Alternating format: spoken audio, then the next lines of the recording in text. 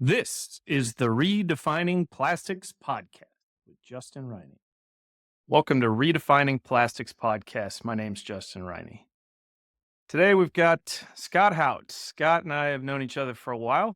We used to work together back in the day, but now he's got a new venture, Skybridge Partnerships, and he wanted to come along and talk about what he's doing. I'm excited to talk about what his group's doing. And welcome, Scott. Thank you. Thanks for having me. All right. Why don't you tell us a little about yourself and then and the company and what you're doing? So Skybridge Partnerships is a company I created actually a few years ago and then just reinvigorated it over the last 6 months or so. Really did it to help build teams and drive that positive momentum that we've been trying to chase down. I learned a long time ago that, in order to get the most out of the folks that are in the room, you really need to sit down and listen. You need to make sure that everyone's listening without responding, and kind of absorbing those conversations. Straightforward coaching helps tremendously for each individual. And once we get to that point where we're actually having a conversation, we can knock the cover off the ball. Mountains get moved. Conversations are fantastic. People feel really good about what's going on afterwards. And I've, of course, kept this within the plastic industry because that's been my life. It's where I grew up. So still dabbling within the plastic manufacturing, but working with teams, working with plant managers to build their staffs, working with the staffs to work with their hourly teams, attendance, hiring. All those areas have been a problem for the last decade or so and getting worse.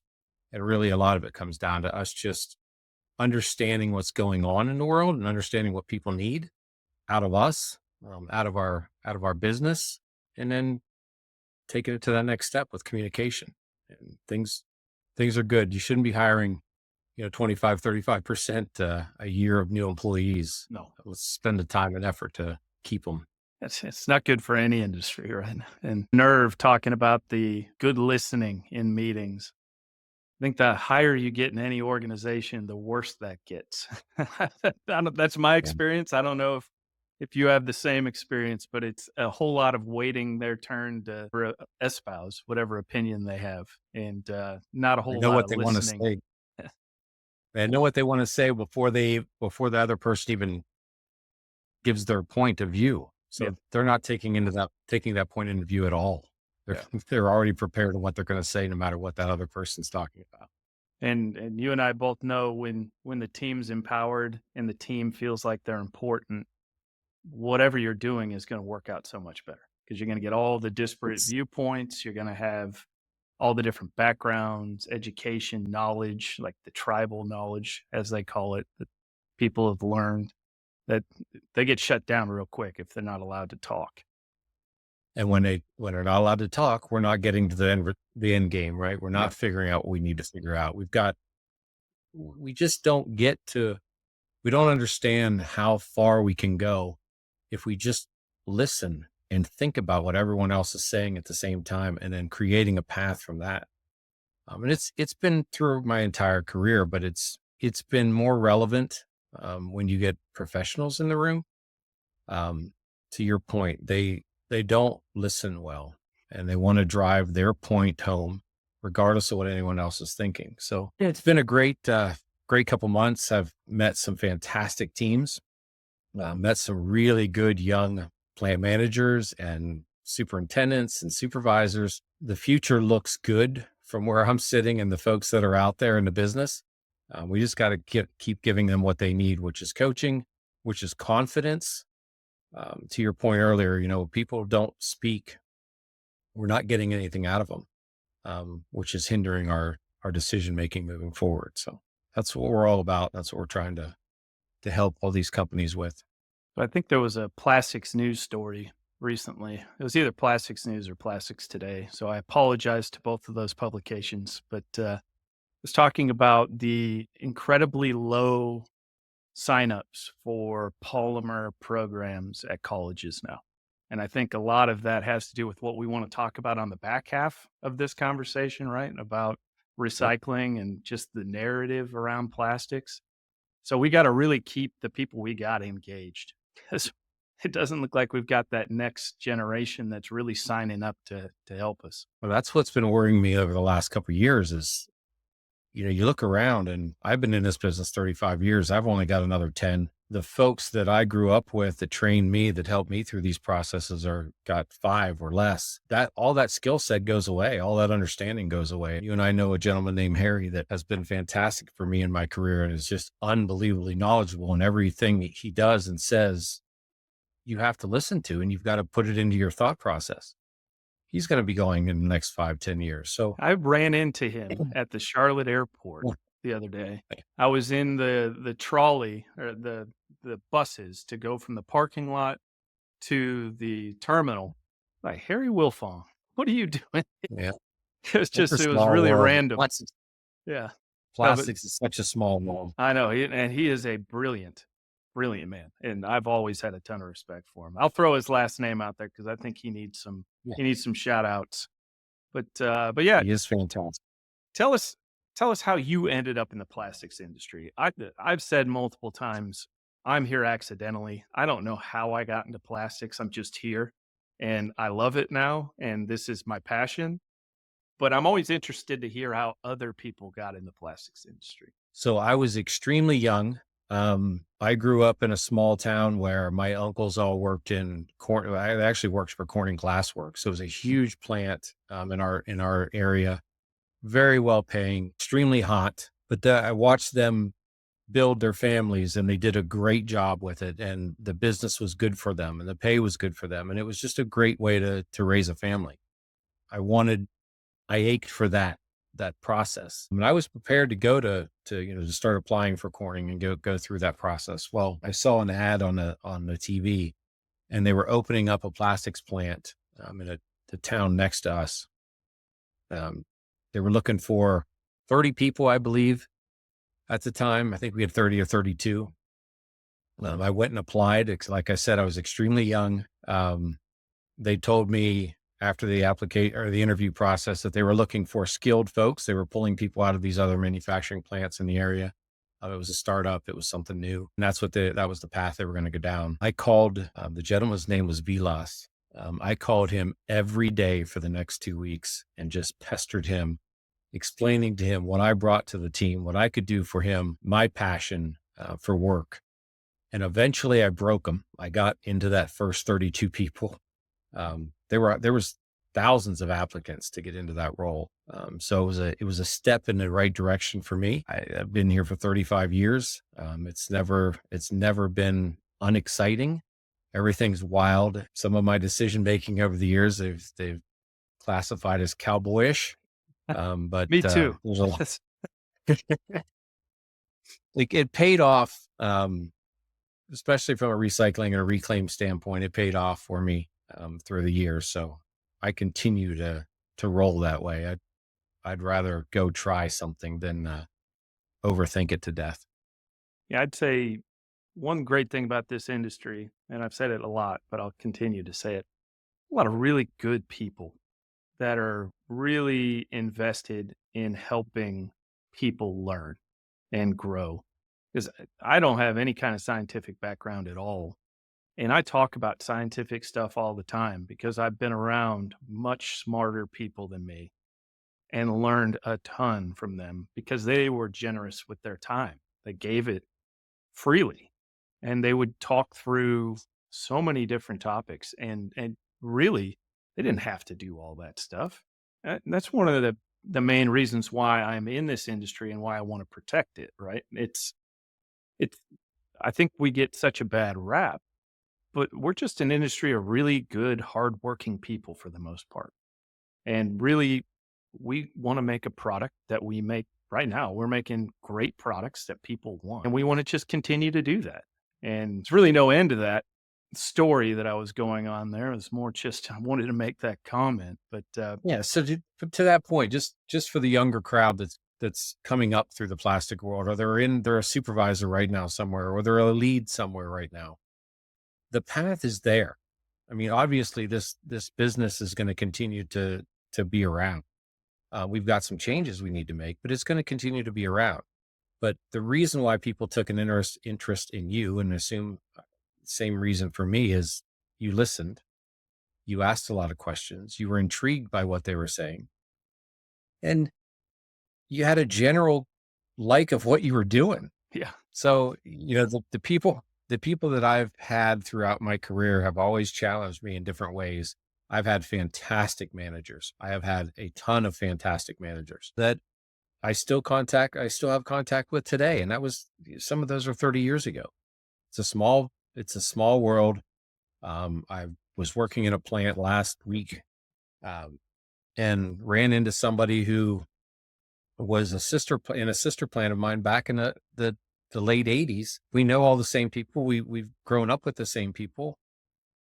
And it's just, if you are willing to learn, you're willing to listen, this business can be a catapult to a fantastic future. Could not agree with all of that anymore. So one of my main goals in doing this podcast, this will be episode 6 when it comes out, but I really want to highlight some of the people within the industry and the different knowledge bases, and really get to know the people within that make up the industry, to kind of put a human face on the industry, which is one of the main reasons why I wanted to bring you in, because we've known each other, we've worked together, and I've always had respect for you. And so I wanted you to have a chance to tell the audience who you are as an individual, and not just business person, Scott. Who is Scott Houtz? What is he into? What does he do? You don't have to get into too much detail, but give the people a little feel for who you are. So I've been married for going on 37 years. We raised 4 boys. The last 20 years we've been in Idaho. So we moved from the East Coast to Idaho, which was a fantastic move for us, just from a people standpoint, and a location and ranch life, rodeo life. I mean, that's really what we're about. We spend a lot of time with those folks. And as a matter of fact, last night I had a board meeting. It's a rodeo board commission. And one of the gentlemen on there, probably 2 years ago, I figured this out. His entire life, as far as I know, he's a rancher. It's all I've known him as up until 2 years ago. We were sitting down having a conversation over a drink, and he's in plastics. He's been in plastics for 30 some years. I've never seen anything that told me that he was in plastics, but that's what he's been doing. And I just talked to him last night, and due to some misunderstandings and some regulations that have come through, he's had to close a plant up towards the Canadian border that does greenhouse films. So ginormous extruders, things that are way bigger than what you and I have been playing with over the years. And all that business is going to end up going over to Ireland. It's just those things. These people, I've been blessed to be around really good people, in a really good area, in a really good town, in a really good area of the country. My boys are kind of spreading out now. The youngest is 31. We've got one on the farm here, and we've got one in Oregon. We've got one up towards Boise, and then one back east as well. So as I said to you, we got a little delayed on here because my grandson showed up. So the normal office I'm in is a total chaos right now with him and the dog. So yeah, we had to make the move and come out here to a different area. Yeah, you'll probably hear at some point. I've got 2 dogs running around out there, so whenever my wife comes home, it's going to get loud.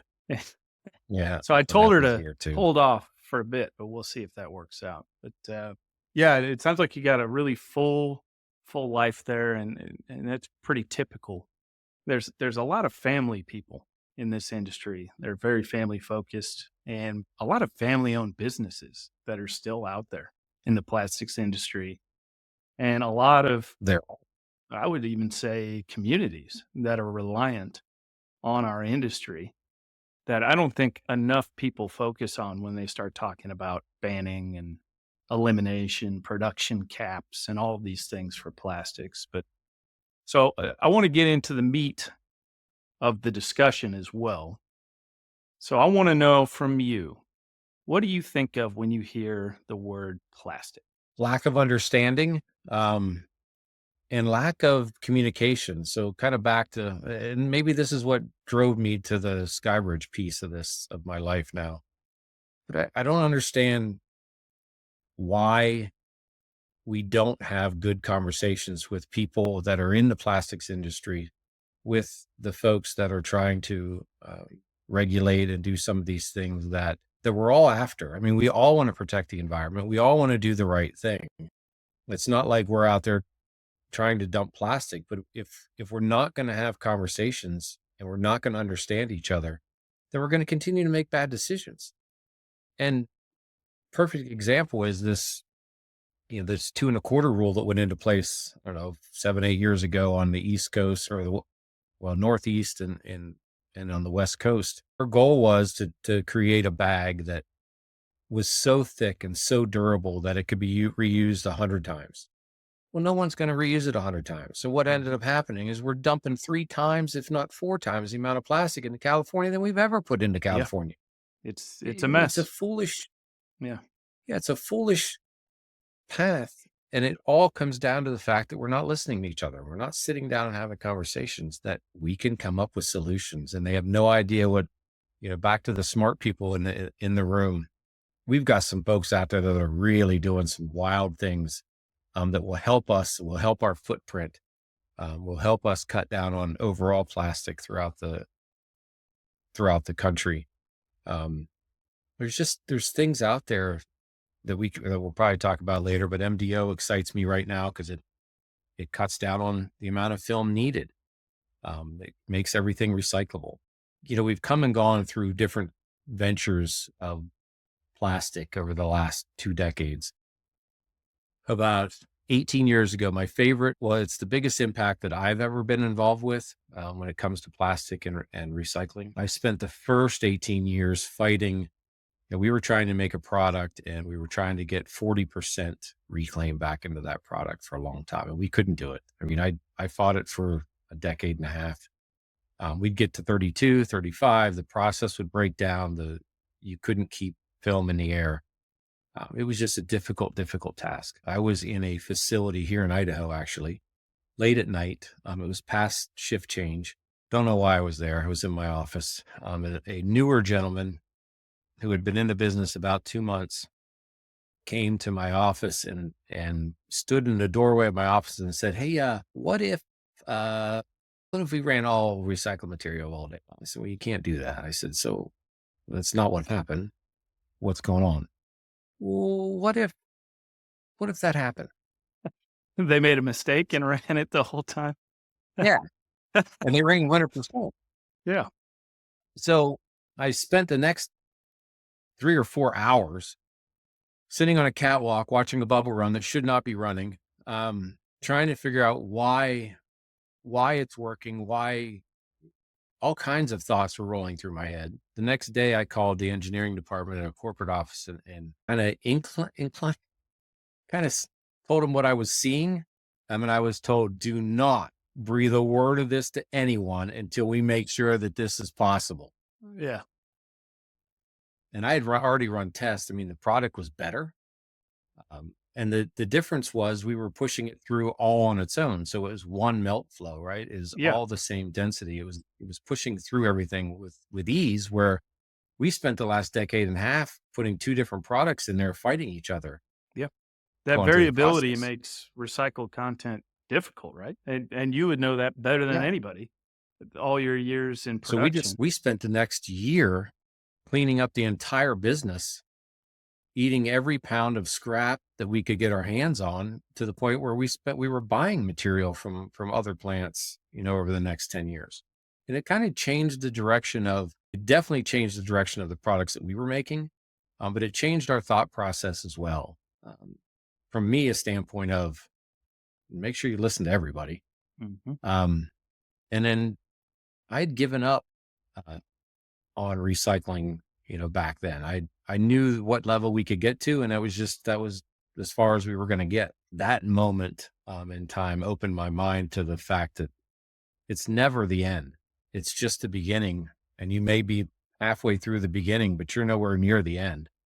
And we just got to keep driving and making things better. And having those conversations that drive details that we don't believe or didn't understand or never thought of. Yeah, and I definitely want to dig into the machine direction orientation, the MDO. That's a big part of what I'd like to talk about today. I want to start with a little background first, and just a little bit more about your career in the film industry. You've seen trends come and go. It's gone from we want a lightweight to now we want monomaterial. Monomaterial is kind of the opposite in some cases where we're getting the thicker gauge. You talked a little bit about the bags in California and New Jersey getting thicker and then now banned.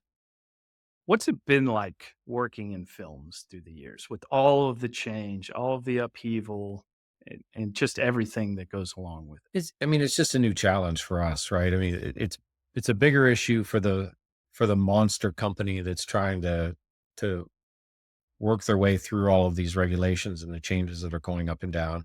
From within the actual facilities, it's really more about just adapting and trying to make the best product you can with what you're being regulated into. Mhm.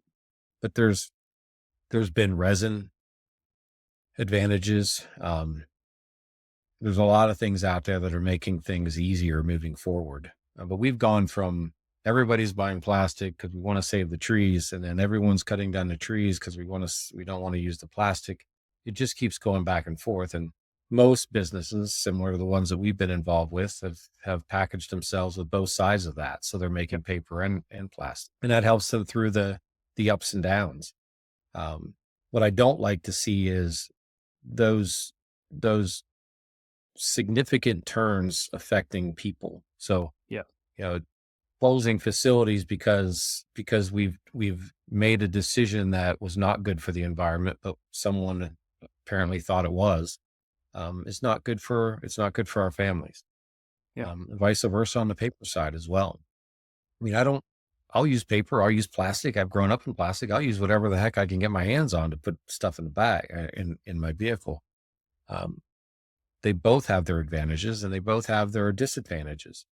It's more about both of these industries doing the best they can to mitigate the impacts of what we're doing. And there's only so much that you can do on the paper side. But there's a lot more that we can do on the plastic side. Yeah. And those are the kinds of things that get me through the ups and downs and keeps me excited. And what makes me excited about that kind of statement is because if you look at carbon footprint analysis and LCAs, we're already the lowest impact option in plastics. And you're saying there's room to get even better, which is awesome. That's exactly Absolutely. what we want, right? And I think the plastics industry gets a bad rap because we're almost seen as the enemy by a lot of people when really we want to be good stewards of the planet. We want, because you have a family, I have a family. We want to leave this earth better than we found it. And I don't want to work for a company that's going to be a major polluter or anything like that. And I won't. Plastics is not that. And that's where we have to kind of change some of this narrative. You and I started our time together just on this topic, right? I mean, that you were driving materials. We were trying to make our footprint better year over year. Those are the things that we're all after. I'm an outdoorsman. I spend as much time as I can outdoors. We don't want anything. We don't want bags floating around. We don't want too much stuff in our waste streams. But there's other things that we also, with everything that we'll talk about from a standpoint of what we're doing equipment wise and technically to improve our footprint, there's also the piece of we in the United States have got to figure out how to recycle better, right? We got to get product back to us. We've been buying as much plastic back from the consumers as we can get our hands on for a decade now, maybe even a decade and a half. And we don't do a good job as people on the planet of getting that stuff back to us. And I think that it's not just plastic, it's paper, but it's everything, anything that we can compost. Composting is a whole nother player in Yeah, this that I'm we've all been for it. dabbling in. And Yeah. yeah, it's fantastic. It's exciting, and there's some really smart people. I'm not one of them, but I know some really smart women, particularly that are driving some really good things from a composting standpoint. And I keep an eye on what they're doing, and try to pull as much of that detail as I can into, how I look at things from an equipment standpoint, and what companies, what do I want to recommend companies buy moving forward to get us in the right state from an equipment that we can react when these movements happen. Because I think we are going to see some more movements to cutting gauge and or thickness in materials, and how do we make, more of this 100% recyclable material work through our system and back into products that we use every day in football stadiums or wherever we're using this stuff. Yeah. But forcing us to make a paper straw and covering with plastic doesn't help. Yeah, it's insane. It's backwards logic. But so yeah, let's dive right into the equipment conversation, the MDO. So in the years that I was in film, because I used to be at one point one of the largest buyers of film in the US. And then I went back into buying resin direct, so the plastics. For those that aren't aware of the industry parlance, that's the pellets that go into making plastics. And that's what I loved. But buying the film probably 6, 7 years ago was a lot of fun for a bit. And they were talking about MDO then. And I know there are companies that are doing it and they're doing it well now for HDPE, right? Because that's really kind of what we're talking about for polyethylene films for the most part. And because you're trying to get certain specifications on those films to replace other polymers, right? That's kind of the whole idea. So you can do the mono-material packaging to make a multi-layer structure that's all polyethylene that then would be recyclable, right? So why don't you And that's the key.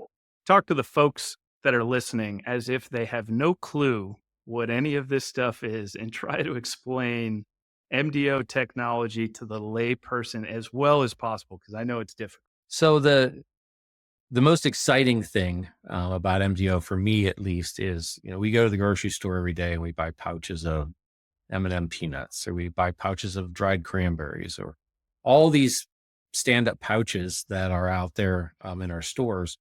They're laminated, so they've got a laminated structure on them. I mean, it's not a PE, and so that makes it non-recyclable, which is not helping our environment. So the beauty of MDO is that we can make a stand-up pouch. So with the stiffness that those laminated structures on those pouches, that they're stiff, they're crinkly, we can make that film with a PE and not have to laminate the other product to it that's causing us to not be able to recycle it. So my goal is to make sure that those pouches, we start making those pouches in a way that we can recycle all of them, get them back through, have them dropped off at the bins, and get them back into these plastic companies, whoever's pulling it from that area. But getting that stuff recycled back into our stream. The MDO process, basically in our extruders, we make film, we heat it through a screw and barrel process. We run it through what we call a die, which creates it takes the film through a crazy path, breaking it all down, making sure everything's mixed, and we blow it into a bubble. That bubble then goes up several stories high, I guess. Then gets collapsed at the top and brought back down and gets put on a roll. And then we take it and turn it into a bag or turn it into whatever pouch you want to turn it into. What the MDO does is it'll take that same product, it'll heat and stretch that product in the machine direction. So it can go up, say, 6 times. So you're taking a product that is some thickness, let's say it's 2 mil or 50 micron, and we can reduce that 6 times over by heating and stretching that in that machine direction, right? That's using a product that's way thinner than we had in the past. And it's rigid.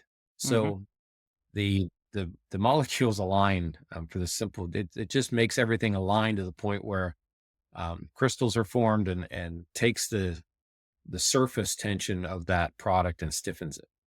And it reduces the overall thickness of the plastic, which i.e. then is less plastic in that pouch. We're making a pouch out of that film now, which is all PE. We're not sending it through a lamination process, which destroys the possibility of it getting recycled. So in a nutshell, that's really what I've been studying over the last 30 days or so is just, what direction do we go with that? What's the best products to go after out there?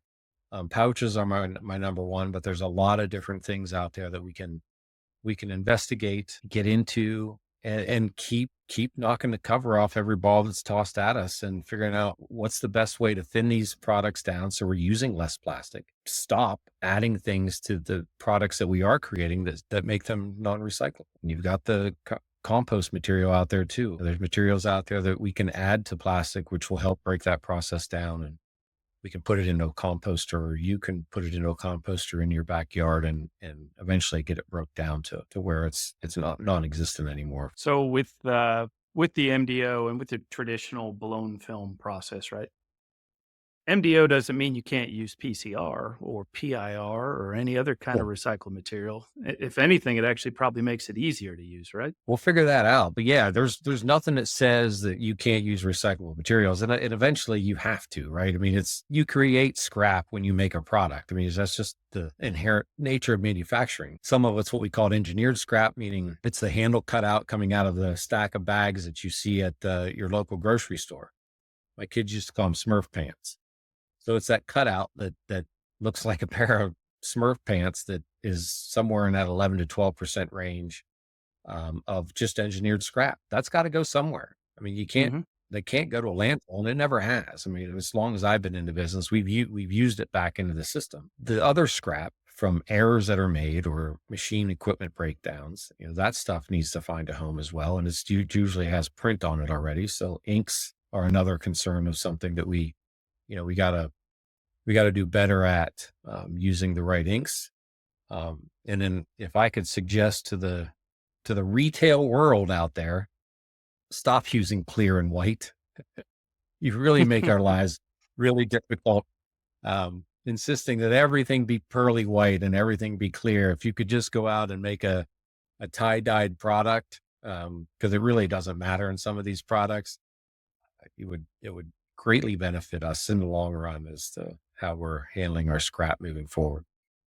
So for any brands that may be listening to this, what is the kind of color that you want? Are we talking craft?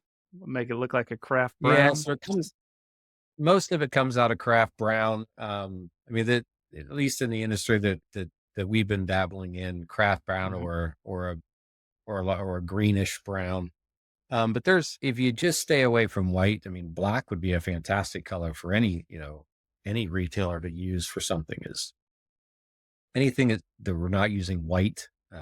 White obviously has some chemicals in it that aren't good for the environment overall. So, it's getting away from the whites, and the crystal clears is really the direction, at least something to stay away from. So what is Skybridge Partnerships doing with the MDO right now? Are you out there in a consultation type relationship with people working through? There's hundreds of MDOs in the market. What's intrigued me the most about it is there's hundreds of them out there, and that there's also probably 30% of them that aren't being utilized. There's a level of touch that's involved. There's a definite higher level of training that's involved. So I'm trying to make sure that folks understand, at least the ones that I'm working with right now, that we're going to have to make sure that we have a robust training program. We got to make sure that we can hold the people that we do train, and you need to give a handful of us out there. There's people that I go to that I know that they can put their fingers on something like that and figure out the problems that are arising and not give up on it. It's not an easy process. It's just not. It's not something you just turn on and it works. In a lot of cases it's been walked away from, and people have spent millions and millions of dollars on it. And now it's just sitting there because you can continue to run through that unit and not use it. That's not the path. That's not helping us. MDO can be used very well. It just takes a little bit of touch, like some other things that we've got, and it takes a little bit of experience. So we've got to create the experience. We got to learn. You need time. So if you're gonna buy an MDO and you're gonna put it on your line, you need the amount of time associated with that to learn the process and give that piece of equipment a scheduled time for folks to actually learn what they're doing and how to make it work right. What I know from the folks that operate in all the plants that I've been in my entire career, if you give them a challenge, they'll figure it out, but you got to give them the time to figure it out, and you got to be there with them and have fun with that process. Yeah. I remember sliding down the outside of machines and pretending to throw a grenade in it. I mean, you just wore out. But eventually we figure these things out, and it becomes the next step, and then something else will come up, and then that'll be the next step. And we'll just keep driving to the end game, which is making our world a better place overall.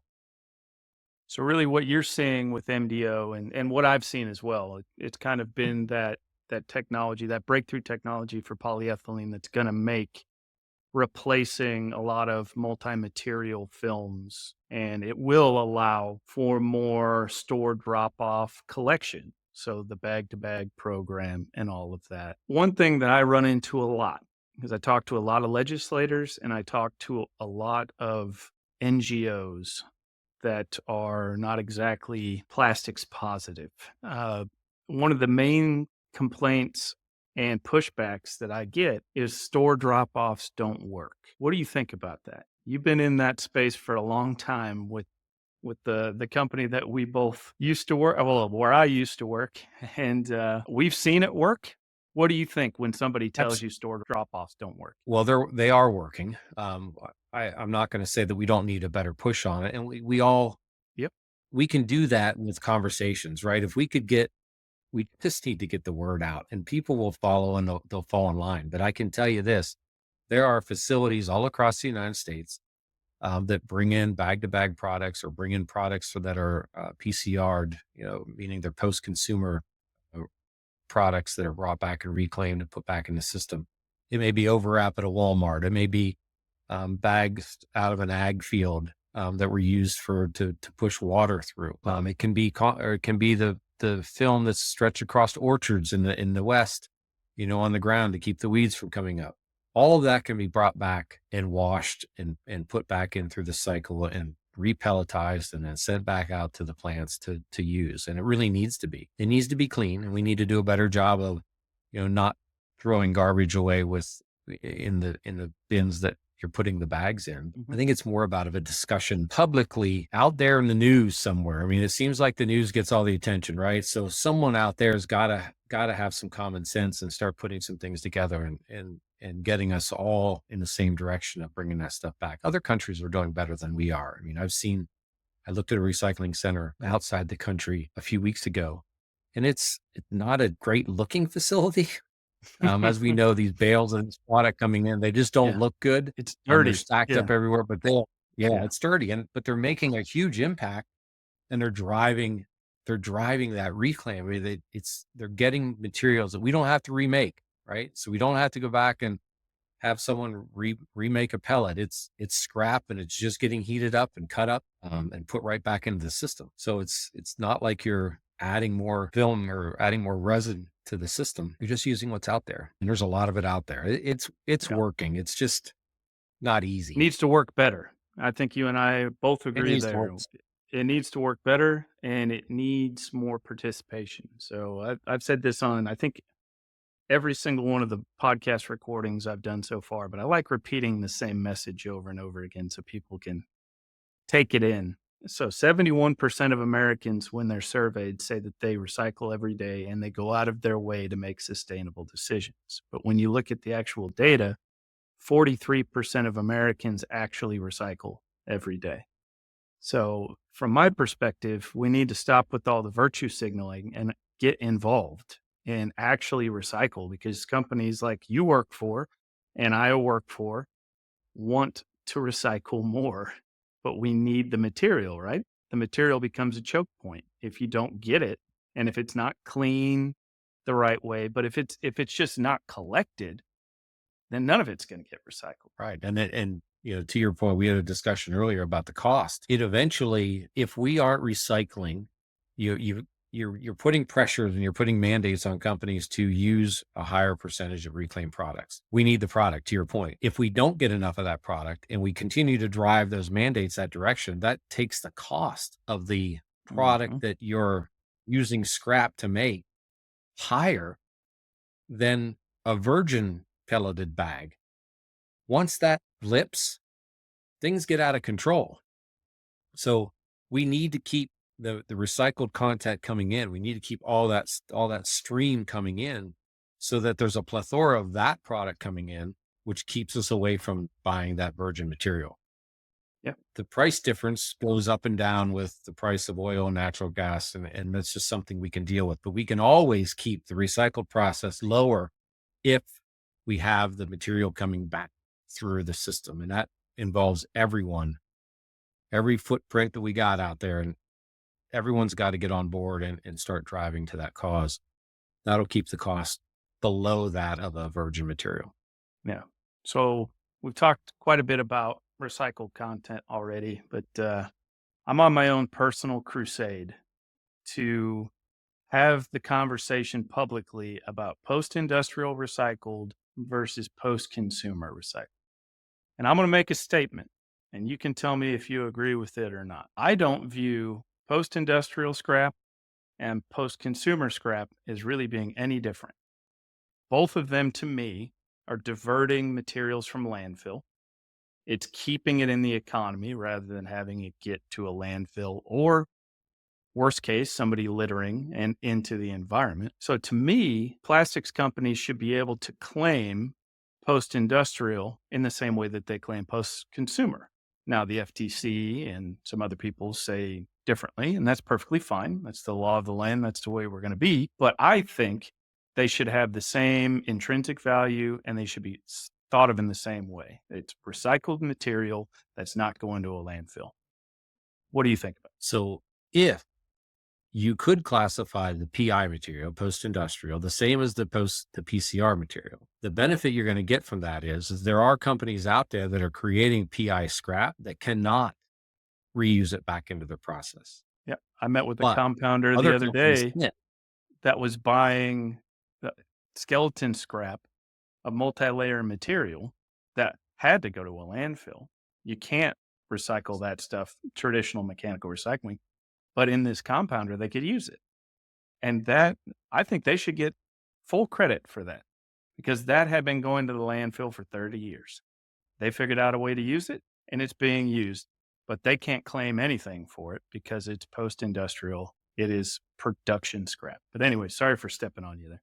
It circles back to the start of this conversation is we're not having open communication. There's a reason they don't want it that way, right? And the reason is they want to make sure that we're doing the right thing with PCR material. So no, you can't claim that because we want to make sure you're doing what's right up here. Well, by ignoring the PI, you're making it, you're possibly pushing that into a direction that doesn't get recycled, or you've got a company that is making a PI scrap or has a PI scrap, and they have no place to take it because other companies are trying to fulfill the PCR goals that they have, and they bring in the PCR instead. We've looked at PI material differently the last 10 years. The entire It industry. shouldn't. It's not just you. Yeah, it's everybody in the industry. It shouldn't. It's cleaner. Yeah. It's frustrating to me It because I look at it hasn't as been a huge miss by the industry to not fight that battle. I understand why they don't, because consumers only want to talk about when I put something in the curbside, is that going to come back to me? So that's kind of where the zeitgeist of the consumer is. And completely get that. But at the same time, I think the plastics industry needs to stand up and say, well, we're taking back all of this material that couldn't be reused elsewhere, and we're making brand new products out of it. And I just think it's a big miss, but that's my own It personal is. crusade. It's- the only way you're going to fix that is if you're going to have a conversation with all the players in one room, virtually, whatever. But you got to get people on the same page. We have to stop this. It's like we're driving down two different highways. We're going to trying to go the same direction, but we're not communicating back and forth. If we just got this communication piece figured out and listened before we respond, we could solve these problems. Yeah. And the understanding would be there that PI wouldn't get ignored, or MDOs would be more preferable for businesses. The outlets would become so much bigger for this scrap to come back to. People would invest more. I mean, it's a scary thing to invest in just a recycling center. It's not clean, to our point we made earlier. The price of oil drops, natural gas drops. It's a All of a risk. sudden, virgin materials, virgin materials cheaper than recycled material. What do you do with your product? Because everyone's going to go run for the hills. So there's a risk there, but that can be taken out too by making sure that we're using a specific amount of recycled materials in whatever we can. Yep. So You almost have to regulate that, because you and I have been in this industry long enough to see the business cycles. And when things are booming, everybody's green. When things are down, nobody wants to talk about sustainable materials, consumers or brands or anybody. This isn't just the plastics industry. This is nobody wanting to pay extra, right? And that's what we're talking about here. We're talking about paying extra for recycled material, which you and I agree is the right thing to do. We want to do more of it, but it has to be easier. And it has to be there. Some of that variability and that risk, the investment risk, needs to be taken out of it, or there's not going to be more capacity that's brought online. Because every time like, after, was it 2008, like every single recycling company that I knew of at the time seemed to be gone, like 2 years after the financial crisis. So we got to figure out a way to protect that industry. now, I don't know what year it was that the price of gas and oil dropped overnight, but I do know that I was involved in a recycling center and I had just purchased 5 million pounds of scrap at the normal rate that had been that rate for a year and a half. It fluctuated a little bit, but not much. But the day after that dropped, I just threw away $5 million. I mean, it's gone. Yeah. The value of that material is gone. And Yeah. it's just a difficult thing to put that risk out there. But if we have the conversations and we build the platforms that we need to build, and we're all driving in the same direction, and not making crazy statements that make the business units that make these products go left, hard right, up the hill, down the hill. Stop making decisions that jerk everything around. It doesn't help. It's making things worse. And we seem to want to drive things for our own purpose and not one unified cause, I guess. Yeah. And I knew this was going to happen. So I've got a list here, my outline of everything I wanted to talk to you about. And we talked about maybe two of the things, but we still have already talked for an hour, which is perfectly fine. Like I said when we started this, let's just talk. Let's talk about what matters. And obviously, this was more important than what I wanted to talk about, which is great. Are there any topics that we haven't touched on that you really wanted to hammer home to the audience today? Anything like that? I mean, I was really focused on the recycling side of it and trying to make sure that we need to figure out, and I've said it a couple of times, we just need to figure out a platform that we can make recycling easier for folks, make it a priority for folks. When I was a kid, it was there was a recycle nickel. You could get a nickel back for bringing in a can or something. I mean, there's things out there that we can get back to doing, but overall, I think it's just plastics is not, we're not out there trying to destroy the world. By the flip side of that, we are actually doing a lot of things that helps the footprint of everything that's going on. I mean, you can't cut it out. It's just not going to happen. It's a resource that's going to be around for a long time. We just gotta, incentivize the right things, use less to get the same end result, and do not mix products together that are going to create an unrecyclable product in the end game. Be good people. So I had a plant not too long ago. One of the supervisors ended his pre-shift meeting every day with "Be good people" as they were leaving, and it stuck with me a little bit. It's a good thing to end on. And not only for Yeah. that meeting, but for this discussion as well. But Scott, I want to thank you for the time and the conversation. It was insightful. I learned something today, which is always great. I like learning new things. You've been a great resource for the industry and for a lot of people within the businesses you work for. And I'd like to thank you for that. On that note, this has been Redefining Plastics Podcast. My name's Justin Riney. Thanking once again Scott Houtz for joining. Everybody have a great night.